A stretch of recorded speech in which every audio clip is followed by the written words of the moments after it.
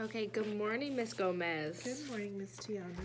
So, right now we're going to do your pre-conference for your observation. Okay. And so the first thing that I need to know is looking at your schedule, what would be some of the best times that I could come and see you teach? I know that you do inclusion, so I'd really like to see you doing the resource side of things. Okay. Where I'm able to see you doing the teaching rather than supporting the general ed teacher. Got it. So be in charge. I have 10:35 to 11:10. I have second grade math resource. To 11:10, second grade. Math resource. And then I have 11:45 to 12:25. First grade ELAR.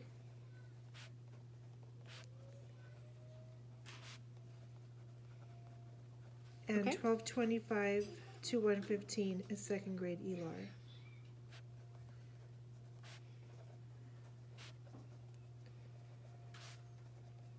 And then if the morning doesn't work for you, my last resource is at 1:15 to 1:55, Okay. and that's first grade math. To 1:55, first grade math. Perfect. Okay, so when I come in, I'll have to see 45 minutes. I know that that's tough because you have kids coming in and out all day. But even if it's something where you're starting a lesson and then, like I see from at 1:15, you switch from second grade ELAR to first grade math. So Yes. even if I'm seeing those transitions, that's okay. Okay. Because that's just showing me, do the kids know what they're doing when they're transitioning? Do they know how to come into your classroom correctly? So I will, Expectation. yes, exactly. So I will keep these in mind when I come to see you. Okay. So looking at the observation overall, there are 4 things that we as a campus really like to focus on. Okay. And so the first thing is, what are the students learning? So that's going to be me looking at your lesson plans, knowing are your statements posted, your objectives. So is it obvious for anyone coming in to know what are we focusing on today? What will we see you be teaching? Okay. Another thing is, how do we know they are learning? So are you taking data as you go? Are you doing little assessments as they go? Basically, me just being able to see, are you keeping up with their learning, and just are you keeping up with what to do next with them? Is it time to move on? Do we need to go back? That kind of thing. Okay.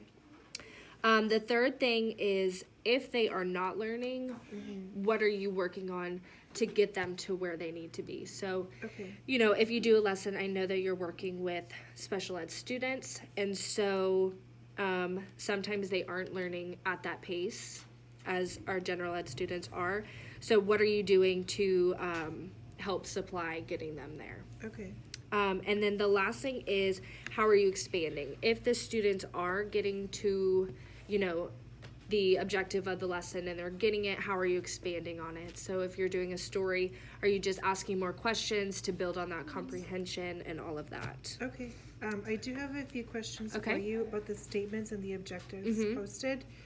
Obviously, my students are performing at 1 to 2 grade levels below. Right. So are you looking for me to have statements at their current grade level? Yes. Okay. So I would just to see what their grade level peers are doing. Okay. But as long as I can make that connection to, this is what their peers are doing, but we're working on the prerequisites of it. As long as I Okay. can make that connection, like, maybe they're not working on multiplication, but they're working on the prerequisites to that. Okay. As long as I can make that connection, you're good. And so in terms of how do we know they're learning it? Obviously, because I work with them closely every day, Right. I know how much progress they've actually Right. accomplished. Yes. But maybe to somebody that's not used to coming in here, Right. it may seem like it's little to no progress. So Right. what do you consider enough growth? Well, I think one of the most important things is, as long as you have that data to show it, as long I know that you have to keep up with data sheets for their IEP goals. Okay. And so just having, I know that you're doing what you're doing if you have that data to provide.